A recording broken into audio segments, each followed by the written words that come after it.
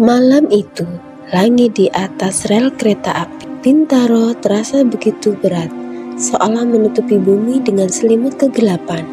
Angin berembus pelan, membawa aroma tanah basah dan sedikit bau besi berkarat dari rel.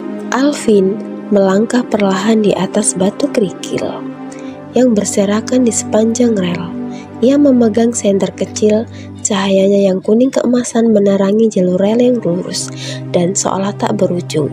Di belakangnya, Rene mengikuti dengan ragu. Wajahnya terlihat tegang, matanya terus memindai sekeliling seolah mencari sesuatu yang tak ingin ia temui. "Kamu yakin ini ide bagus?"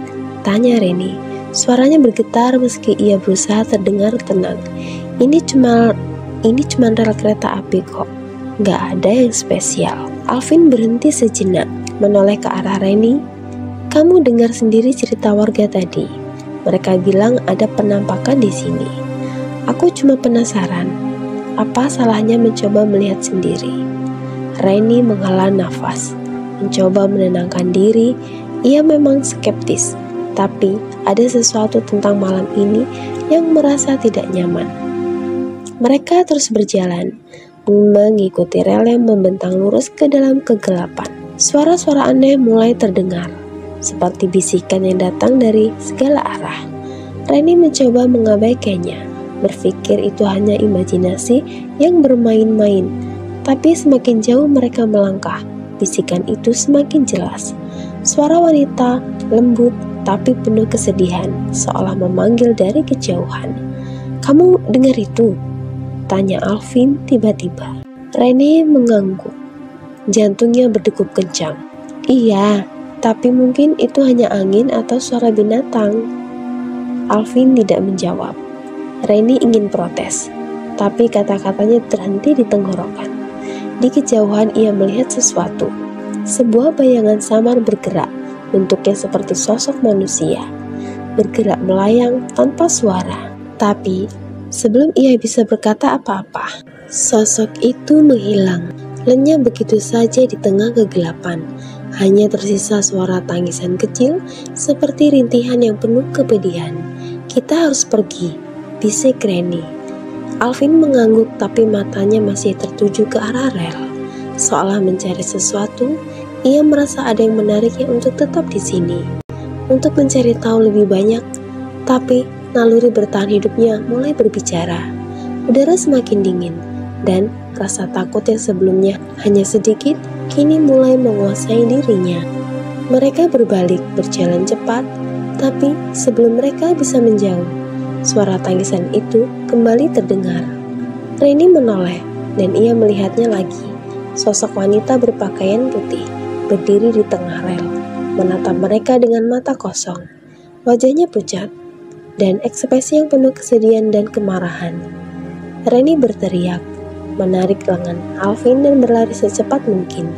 Mereka tidak berhenti sampai mereka mencapai jalan raya. Jauh dari rel kereta api yang kini terasa seperti pintu menuju dunia lain. Malam itu mereka pulang dengan perasaan campur aduk. Rene masih tidak yakin apa yang ia lihat. Tapi satu hal yang pasti, ada sesuatu di rel Bintaro itu. Keesokan harinya, Alvin dengan tekad yang semakin menguat, memutuskan untuk mencari tahu lebih banyak tentang sejarah rel kereta api itu. Ia yakin jawaban dari apa yang mereka alami semalam terletak pada kisah-kisah lama yang mungkin terlupakan. Mereka pun mendatangi pos penjagaan rel kereta api, sebuah bangunan kecil yang terletak tidak jauh dari lokasi kejadian. Di sana, mereka bertemu dengan Pak Kasir, seorang penjaga rel yang sudah bekerja puluhan tahun. Wajahnya yang keriput dan mata yang teduh menunjukkan pengalaman hidup yang panjang. Ia duduk di bangku kayu di depan posnya, memandang rel dengan tatapan yang dalam, seolah ia sedang mengingat sesuatu. Alvin dan Rene memperkenalkan diri, menjelaskan bahwa mereka tertarik dengan sejarah rel Bintaro, terutama setelah mendengar cerita-cerita mistis dari warga sekitar. Pak Kasir mengangguk pelan, seolah sudah menebak maksud kedatangan mereka. Ia mengajak mereka duduk, lalu mulai bercerita. Sudah lama sekali sejak tragedi itu, tahun 1987, ketika dua kereta bertabrakan di sini. Banyak nyawa yang melayang, termasuk seorang wanita muda yang cantik. Sejak itu, warga sering melihat penampakan sosoknya di sekitar rel, terutama pada malam hari. Reni merasa bulu kuduknya berdiri. Ia mencoba menenangkan diri, tapi ingatannya kembali ke malam sebelumnya. Saat ia melihat sosok itu dengan mata kepalanya sendiri, Alvin di sisi lain terlihat semakin tertarik. Ia bertanya lebih detail tentang sosok wanita itu, tentang bagaimana penampakannya, dan apakah ada yang pernah mencoba berkomunikasi dengannya. Pak kasir menghela nafas, seolah berat untuk melanjutkan. Saya sendiri pernah melihatnya, katanya perlahan. Suatu malam, saat saya sedang berpatroli, tiba-tiba ada suara tangisan. Saya mencari sumber suara itu, dan di tengah kabut, saya melihatnya. Wanita itu berdiri di tengah rel, memandang ke arah saya, matanya kosong, tapi penuh dengan kesedihan. Saya tidak bisa bergerak, sampai akhirnya dia menghilang begitu saja. Cerita Pak kasir membuat suasana semakin mencekam. Reni merasa udara di sekitarnya semakin dingin. Meski matahari masih bersinar terang, ia mencoba mengalihkan perhatian dengan memandang ke arah rel. Tapi bayangan sosok wanita itu seolah terus menghantuinya. Alvin yang merasa semakin penasaran meminta izin untuk kembali ke rel pada malam hari. Kali ini dengan membawa kamera. Ia ingin merekam apapun yang terjadi, membuktikan bahwa cerita-cerita ini bukan sekedar mitos. Pak kasir mengangguk. Meski wajahnya menunjukkan kekhawatiran, mereka pun berpamitan, meninggalkan pos penjaga dengan perasaan campur aduk. Reni masih ragu, tapi rasa ingin tahu mulai mengalahkan ketakutannya. Ia tahu malam ini akan menjadi malam yang panjang dan mungkin malam yang tidak akan pernah ia lupakan. Alvin dan Reni kembali ke rel Bintaro, kali ini dengan persiapan yang lebih matang. Mereka membawa kamera video berkualitas tinggi. Namun, tekad Alvin sudah bulat. Ia ingin membuktikan bahwa apa yang mereka lihat semalam bukanlah halusinasi. Mereka memilih sebuah spot di dekat rel, tempat yang menurut Pak kasir sedang menjadi lokasi penampakan. Kamera dipasang dengan hati-hati. Lensanya mengarah ke sepanjang rel yang membentang, lurus ke dalam kegelapan. Alvin memastikan semua pengaturan sudah tepat. Sementara Reni duduk di atas batu besar di dekatnya, mencoba menenangkan diri yang mulai gelisah. Suasana semakin hening. Hanya terdengar suara angin yang sesekali berhembus, membawa daun-daun kering bergesekan di tanah. Reni menarik nafas dalam-dalam, mencoba mengusir rasa tidak nyamannya yang merayap di tubuhnya. Ia memandang ke arah kamera, lalu ke rel yang sepi. Tiba-tiba, ia merasa ada yang mengawasi mereka. Sepasang mata tak terlihat, ia menatap. Beberapa jam berlalu dan tidak ada yang terjadi. Tapi tepat saat ia hampir menyerah, awalnya samar seperti bisikan yang datang dari kejauhan. Lalu suara itu semakin jelas, berubah menjadi tangisan pilu yang memecah keheningan malam. Reni langsung berdiri, jantungnya berdegup kencang. Ia memandang ke arah rel, mencoba mencari sumber suara. Alvin yang sedang memeriksa kamera juga terkejut. Ia segera memastikan kamera masih merekam, lalu mengarahkan senter ke arah suara tangisan itu. Tiba-tiba, di ujung rel, muncul kabut tipis yang seolah bergerak sendiri. Kabut itu semakin tebal, membentuk sosok manusia. Sosok itu perlahan mendekat, dan mereka bisa melihat dengan jelas. Seorang wanita berpakaian putih, rambutnya terurai panjang, wajahnya pucat dan penuh kesedihan.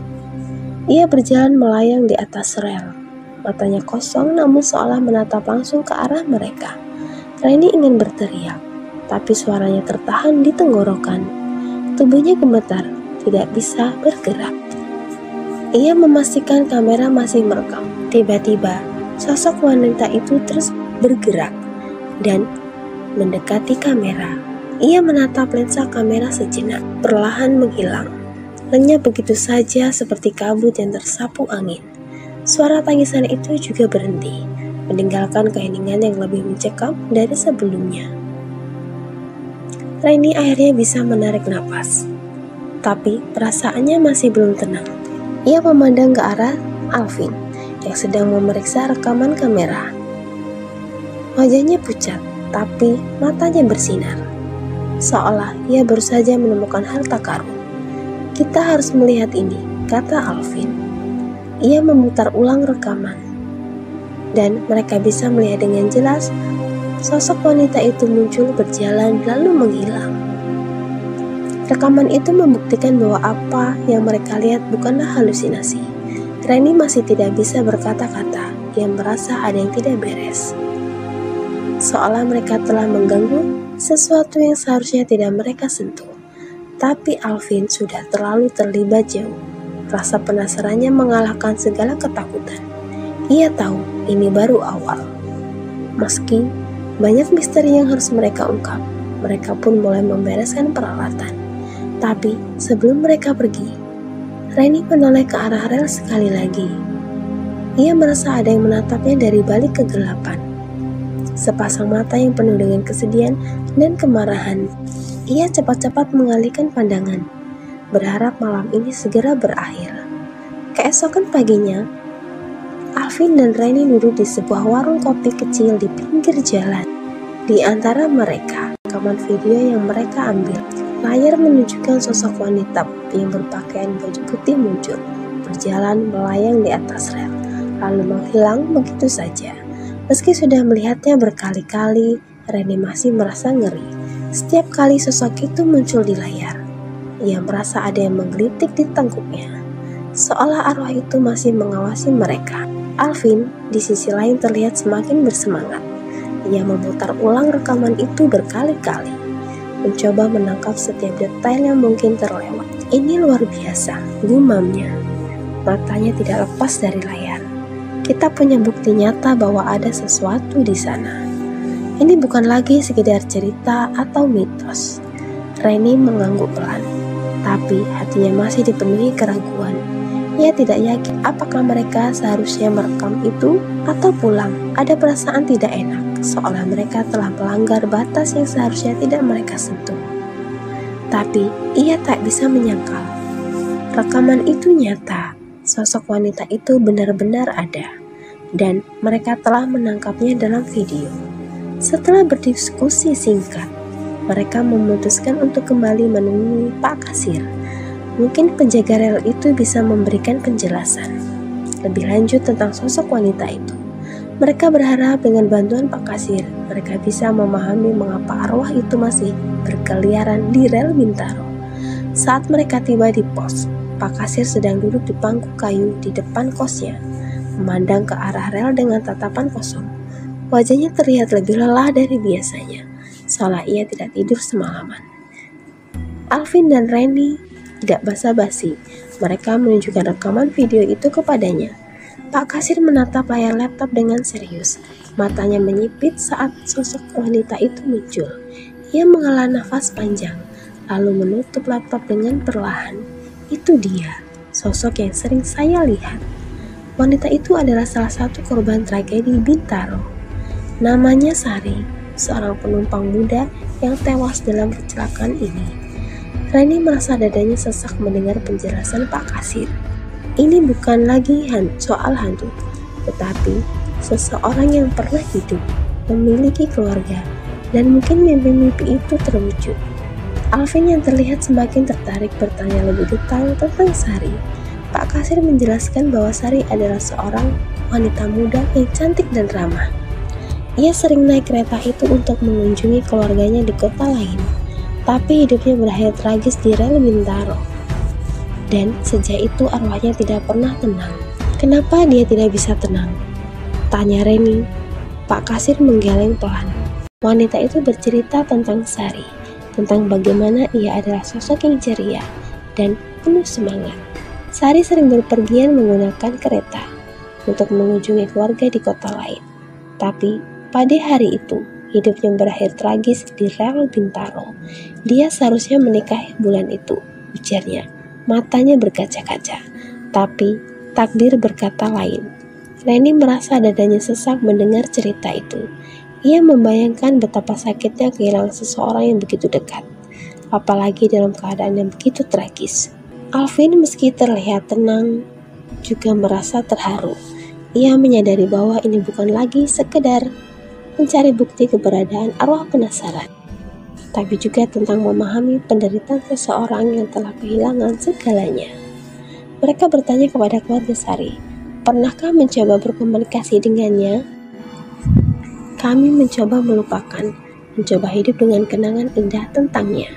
Tapi kadang saya merasa dia masih ada di sekitar kita, seolah belum bisa pergi. Alvin dan Raini saling memandang, merasa ada tanggung jawab yang besar di pundak mereka. Mereka memutuskan untuk mencoba membantu. Sari menemukan jawaban, meski mereka tahu. Sebelum pergi, mereka meminta izin untuk membawa foto Sari sebagai pengingat akan sosok yang mereka coba bantu. Perjalanan pulang terasa lebih berat dari sebelumnya. Raini terus memandang foto Sari, mencoba membayangkan bagaimana hidupnya. Sebelum tragedi itu, ia merasa ada ikatan yang aneh, seolah Sari telah menjadi bagian dari hidup mereka, meski mereka tidak pernah bertemu. Malam itu, mereka kembali ke rel Bintaro, kali ini dengan tujuannya yang jelas. Mereka membawa foto Sari dan beberapa lilin kecil, mencoba menciptakan suasana yang tenang dan penuh penghormatan. Udara terasa lebih dingin dari biasanya, dan suara angin berembus seolah membawa bisikan-bisikan. Alvin menyalakan lilin, menempatkannya di sepanjang rel. Raini memegang foto Sari, mencoba merasakan keberadaannya. Mereka berdiri dalam keadaan coba berkomunikasi dengan arwah yang mungkin masih berkeliaran di sekitar mereka. Tapi, suara tangisan kecil terdengar dari kejauhan. Raini menghela nafas, matanya mencari sumber suara itu. Di ujung rel, kabut tipis mulai terbentuk. Dan perlahan sosok Sari muncul. Ia berdiri di tengah rel, memandang ke arah mereka dengan tatapan yang penuh kesedihan. Raini merasa air matanya hampir menetes. Ia memegang foto Sari lebih erat, mencoba menyampaikan pesan dari keluarganya. Kami di sini untuk membantumu, bisiknya. Suaranya hampir tidak terdengar. Sosok Sari menatap mereka sejenak, dan setelah itu lenyap, hilang seperti kabut tertiup angin. Lilin-lilin yang mereka nyalakan tiba-tiba padam, meninggalkan mereka dalam kegelapan yang pekat. Alvin dan Raini berdiri, mencoba mencerna apa yang baru saja terjadi. Mereka merasa ada perubahan, seolah sesuatu yang berat telah terangkat. Mungkin ini adalah awal dari kedamaian yang cari keesokan harinya. Alvin dan Raini kembali menemukan Pak Kasir. Mereka membawa serta foto selfie dan menceritakan pengalaman mereka. Pak Kasir mendengarkan dengan saksama. Wajahnya menunjukkan campuran antara kekaguman dan kekhawatiran. Ia mengangguk pelan, seolah memahami betapa beratnya beban yang mereka pikul. Kalian telah melakukan sesuatu yang sangat berani, ujarnya. Suaranya penuh penghormatan. Jika kalian benar-benar ingin membantu Sari menemukan kedamaian, ada satu hal lagi yang harus dilakukan. Alvin dan Raini saling memandang, penasaran dengan apa yang terjadi. Mereka sudah mencoba berkomunikasi dengan Sari, sudah membawa pesan dari keluarganya. Tapi, apalagi yang bisa mereka lakukan? Pak Kasir menjelaskan bahwa arwah penasaran seperti Sari seringkali terikat pada dunia. Mungkin ada pesan yang ingin disampaikan. Mereka memutuskan untuk kembali ke rel Bintaro. Malam itu terlihat lebih gelap dari biasanya, seolah alam sendiri sedang mempersiapkan sesuatu yang besar. Alvin dan Raini membawa lilin, bunga, dan foto Sari. Mereka juga membawa buku kecil untuk mencatat. Mereka menyalakan lilin dan menempatkannya pada tempatnya. Cahayanya menerangi rel yang sepi. Raini merasa ada beban dan seolah mereka telah menyelesaikan sesuatu yang besar. Sebelum pergi, Alvin dan Raini menempatkan bunga di sepanjang rel sebagai tanda penghormatan terakhir untuk Sari. Keesokan harinya, mereka kembali menemui Pak Kasir. Mereka menceritakan apa yang terjadi semalam. Pak Kasir mengangguk pelan, wajahnya menunjukkan kepuasan. Kalian telah melakukan sesuatu yang sangat mulia, ujarnya. Mungkin sekarang ini arwah Sari lebih tenang. Alvin dan Raini merasa bangga dengan apa yang mereka lakukan. Mereka tidak hanya membuktikan keberadaan arwah penasaran, tapi juga membantu seseorang menemukan kedamaian. Pengalaman ini mengajarkan kita tentang pentingnya menghormati sejarah dan mengenang para korban tragedi. Mereka pun pulang dengan perasaan campur aduk lega, karena telah menyelesaikan sesuatu yang besar. Sedih karena harus mengucapkan selamat tinggal pada sosok yang telah menjadi bagian dari hidup mereka. Tapi yang paling penting, mereka merasa telah belajar sesuatu yang berharga. Sejak itu, penampakan sosok wanita berpakaian putih tidak pernah terlihat lagi di rel Bintaro. Warga sekitar juga merasakan perubahan. Suasana sekitar rel terasa lebih tenang dan damai.